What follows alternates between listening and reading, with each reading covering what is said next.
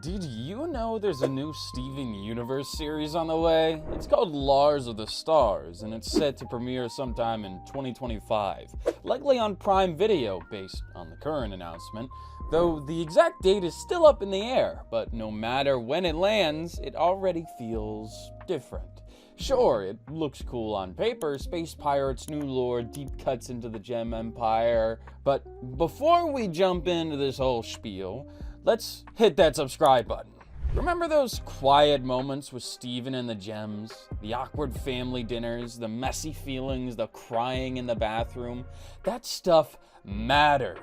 That was Steven Universe. It was an emotional without being cheesy, deep without being preachy. You could cry watching it and not feel weird about it. It made you feel seen. So yeah, now Lars is flying around like a discount Han Solo with the off colors. It's louder, shinier, and sure, it's got lore, but where's the heart? The awkward family dinners, the late night breakdowns, the quiet moments that actually said something, that's what's missing. Lars was barely likable in the main show. They had to literally kill him and bring him back to make him interesting. Now he's the lead? That's wild. And the off-colors? They were charming side characters, but they were fine as side characters. Quirky, sweet, visually distinct, but let's be real, most fans weren't exactly begging for an off-colors spin-off. They were fun, but they were side characters. And hey, if they actually give Fluorite something to do, I'm not complaining. The old show had something raw to it, something human. Steven was a mess, a good-hearted, overthinking, emotionally overwhelmed mess. He tried to fix everyone's problems and forgot to take care of himself. That hit hard. Watching that as a kid, or even as an adult, it stuck with you. He wasn't just magic, he was honest. Like how in Alone Together, it gets brutally honest about what it feels like to grow up different. This is the episode where Steven accidentally fuses with his best friend Connie to become Stevani, a completely new person. For context, fusion in Steven Universe is when two gems combine their bodies and minds to become someone entirely new.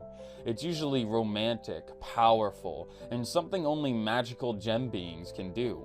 Steven's been trying to learn fusion with his gem guardians, but keeps failing because he's half human. The episode starts with Steven struggling in fusion training, feeling discouraged and different. Then he and Connie have a private moment dancing on the beach, and boom! They accidentally become Stevani. What follows is basically every weird kid's nightmare and dream rolled into one. Stevani doesn't know how to exist in their own body. Classic teenage identity crisis. But through fusion, here's where it gets really smart. Stevani walks into Beach City and immediately gets treated differently. Everyone treats them differently. Like a celebrity or a mystery, not a kid. The party scene is brutal and perfect. Stevani thinks they're supposed to enjoy the attention, but instead they panic. The crowd turns into looming shadows and they feel trapped in a disco ball. That's exactly what social anxiety feels like when you're already questioning everything about yourself. You think you want to fit in, but when you get attention, it feels wrong and scary. Kevin represents every predatory older person who targets kids who seem mature but are actually vulnerable. He sees Stevani as sophisticated and tries to manipulate them with lines like, "We're angels walking among garbage people," but Stevani calls him out. "You don't even know us!" That's the episode showing how growing up weird means you sometimes see through adults' nonsense better than other kids. The most heartbreaking moment is when Stevani says, "I wish you were here," and "I'm alone." They're literally two people in one body, but they still feel isolated. That's the core experience of being a weird kid. You can be surrounded with people and still feel completely alone because nobody understands what you're going through. Garnet's advice earlier, "You are an experience," is actually profound. She's telling Stevani they don't need to fit into normal categories of identity. They just need to be themselves and make sure that experience is positive. That's revolutionary advice for any kid who doesn't fit the usual boxes. The episode also nails down how growing up weird affects relationships. Steven and Connie have this beautiful, innocent connection on the beach. But when they become Stevani and enter the adult world, everything gets complicated. They lose that simple joy and connection they had as kids. What makes this controversial is the show presents fusion between a human and a gem as natural and beautiful, while Pearl calls it inappropriate.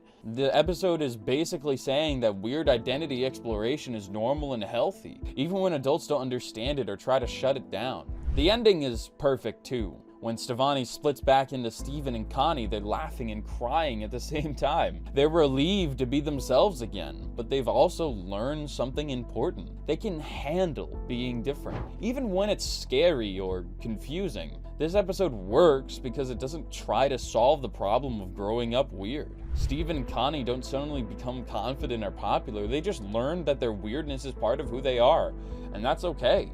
It's shown, not explained or given a reason. The world might not understand them, but they understand each other. The show treats their experience seriously without being preachy. It acknowledges that being different is hard and lonely, but also magical and powerful. Stevonnie is beautiful and graceful and strong, even when they're confused and scared. Alone Together captured something most kids' shows ignore. That growing up is something about learning to exist in a world that doesn't have a place for you. Finding ways to be yourself anyway.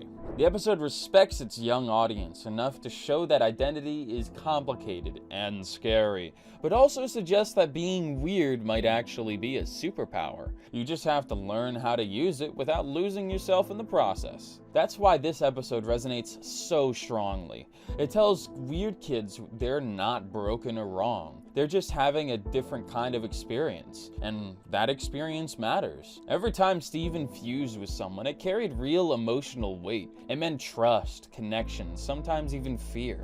But now we've got Lars glowing pink and zipping around a spaceship. Yeah, it looks cool, but what does it actually mean?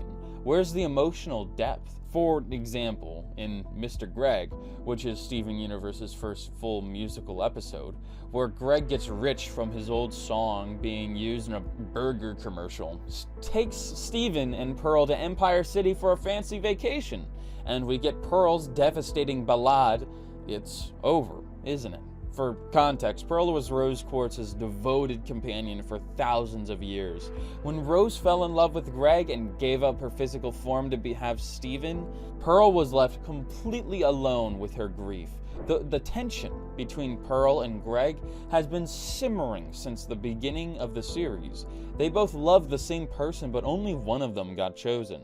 Here's what makes this episode brilliant. Most movies about grief spend 2 hours showing you someone sad, but It Over Is, and it unpacks decades of complex emotions in 3 minutes better than an entire film. The song starts with Pearl admitting she was fine with Rose's other relationships because she knew they didn't matter. That's the first gut punch. Pearl spent thousands, centuries, watching after Rose date other people, always confident she was the most important person in Rose's life. Then Greg showed up and everything changed. After all those years, I never thought I'd lose. Hits like a truck because it captures how grief works in real life. You can logically know someone might leave or die, but emotionally you never really believe it will happen. Pearl had thousands of years of being Rose's closest companion. Why would she ever think that would end? The chorus, "It's Over Is," and "Why Can't I Move On," is devastating because it shows Pearl knows intellectually that her relationship with Rose is finished, but her heart won't accept it. That's exactly how real grief works. Your brain understands the situations, but your emotions are stuck in the past. Then, Pearl lists everything she was to Rose. War and glory, reinvention, fusion, freedom, her attention. She's trying to convince herself she was important, that what they had mattered. She was Rose's partner in rebellion, her dance partner, her confidant in freedom. But none of that was enough when Rose chose to love Greg and had Steven. Who am I now in this world without her is the core of grief that most media completely misses. Grief doesn't just mean you miss someone. It means your entire identity gets destroyed. Pearl defined herself through her relationship with Rose for thousands of years. Without Rose, she doesn't know who she is anymore. That line, petty and dull with the nerve to doubt her shows Pearl's self-hatred. She knows she's being unreasonable by resenting Greg and Steven, but she can't help it. That's real emotional complexity. You can simultaneously love someone and resent them for the pain their choices cause you. Now, I've got to be there for her son. Captures the impossible situation Pearl is trapped on. She has to help raise the child of the woman she loved with the man who won Rose's heart. Every day she looks at Steven. She sees both Rose and Greg. That's psychological torture disguised as family responsibility. What makes this song revolutionary is how it shows how that grief is messy, complicated, and unfair. She's angry at Rose for leaving, angry at Greg for being chosen, and angry at herself for not being able to move on. Not to mention now that Steven is here as a reminder. Most movies would make her grief pure and tragic, but this song shows how grief actually works. It makes you think terrible thoughts and feel contradictory emotion towards the people that only want to be there for you. The visual storytelling during the song is perfect too. Pearl dances alone on the balcony, literally isolated from everyone else. She tosses the rose into the night, a gesture she's clearly not ready to mean. The clouds forming shapes of Rose, Pearl, and Greg show her memories are always replaying the same painful story. Greg and Steven hearing the song creates the perfect setup for the resolution. They finally understand the depths of Pearl's pain, which allows them to address it honestly. When Pearl says she fell in love with you, and Greg responds, well, you know Rose, she always did what she wanted. They're finally talking about Rose as a real person who made choices, not as a perfect memory. The episode works because it treats grief as complicated and ongoing rather than something you get over. Pearl doesn't magically heal, she just finds a way to connect with Greg through their shared love of Rose and Steven. They don't solve their problems, they just learn to live with them together. It's over, isn't it? Accomplishes more emotional truth in 3 minutes than most grief movies manage in 2 hours. Because it understands that grief is about identity destruction, competing emotions, and learning to exist in a world that no longer makes sense. That's why this episode hits so hard. It respects grief enough to show how ugly and complicated it really is. Now, back to the new season. The spin-off might actually give us cool lore, but it already feels emotionally empty. Where are the broken people trying to heal? Where are the moments where someone just sits down and says, I don't know how to feel right now? That was the magic. That's what made this show different from everything else. I'm supposed to care about Lars now. I'm supposed to be hyped for smugglers and deep space secrets, but I miss Steven panicking over whether he's good enough. I miss Connie trying to be brave even when she's scared.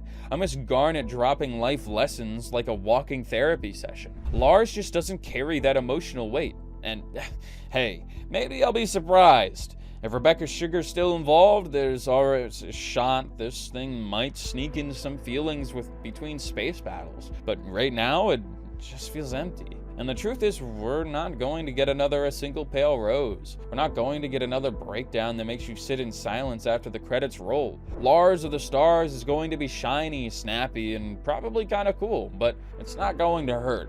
And hurting, in a strange way, was the best part.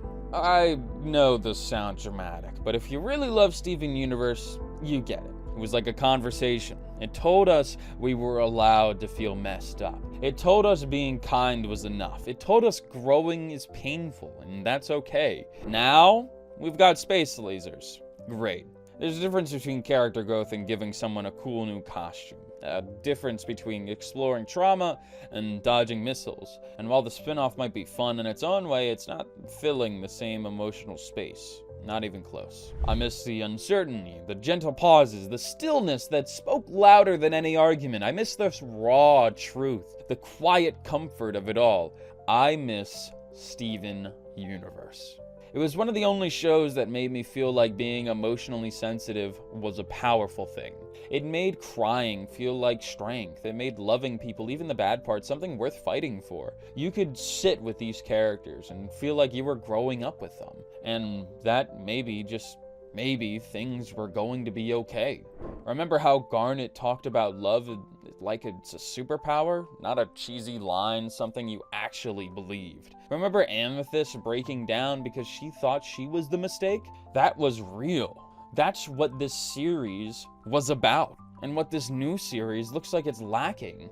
I don't care how many planets they visit or how many authorities they run from. It's all noise without the heart. Steven Universe didn't need to shout to be strong. It spoke softly, and that softness stayed with you, in your own head, in your heart, even after the episode was over. That's the kind of story I care about. Like how in the episode of The Test, where Steven Universe gets brutally honest about how adults lie to children for their own good, and shows that kids usually know when they're being treated like idiots. Steven realizes the Gems rigged a fake challenge just to boost his confidence, and he pretends not to notice to protect their feelings. It's subtle, sad, and brutally honest about how adults lie to kids for their own good. This episode hits hard because it shows something most kids shows won't admit. Adults lie to children constantly, and the children are way more aware of it than adults think. Steven figures out the test is rigged pretty quickly. He notices the spike stop just before hitting him. The fire actively avoids his body, and the axes phase through him like holograms. He doesn't need anyone to explain what's happening, he just knows. The controversial part is that Steven chooses to pretend he doesn't know. When he overhears the Gems talking about how they need to give him another success to rebuild his confidence, he could have confronted them. Instead, he decides to protect their feelings by acting excited about passing their fake test. That's a really mature response from a kid. And it shows how Steven Universe refuses to treat children like they're stupid. Most shows would have Steven learn a lesson about honesty or have the adults admit their mistake. This episode shows Steven understanding why the Gems lied and choosing forgiveness over confrontation. The Gems conversation reveals how lost they actually are. Amethyst admits, we're bad at this. Pearl wants to control Steven and make him be a gem. Garnet points out that Steven is unique and they have no idea what he needs. That's terrifyingly honest about parenting. Sometimes adults are just guessing and hoping they don't mess up too badly. What makes this episode brilliant is how it shows that the Gems' lies come from love and panic, not malice. They're immortal beings trying to raise a half-human child with no instruction manual. They know Steven lost his healing powers and his confidence after Greg faked an injury. They're desperately trying to help him feel success again, but they don't know how to do that without lying. Steven's reaction when he discovers the test was rigged, how am I supposed to prove myself if you guys captures every kid's frustration with being underestimated. He wants real challenges because fake victories don't actually build confidence. The Gems think they're helping, but they're actually making him doubt his abilities more. The episode also shows how lies create more problems than they solve. The original Sea Spire mission was supposed to be easy, but the Gems didn't tell Steven that. So when he failed, he felt terrible about himself. If they'd been honest from the start, he wouldn't have lost confidence in the first place. Steven's decision to pretend he passed the test is controversial because it rewards the Gems for lying. Some people think he should have called them out, but the episode shows Steven making a conscious choice to prioritize the Gems' emotional needs over his own desire for honesty. That's pretty sophisticated emotional reasoning for a kid. The ending where Steven says, "You guys are the best. Thank you so much for doing this for me," while knowing it was all fake is heartbreaking. He's performing happiness to make the adults feel better about their bad parenting choices. That's a role reversal most shows wouldn't dare explore. The episode works because it doesn't judge anyone. The Gems aren't evil for lying, they're scared and inexperienced. Steven isn't wrong for wanting real challenges or for choosing to forgive them. Everyone is trying their best in an impossible situation.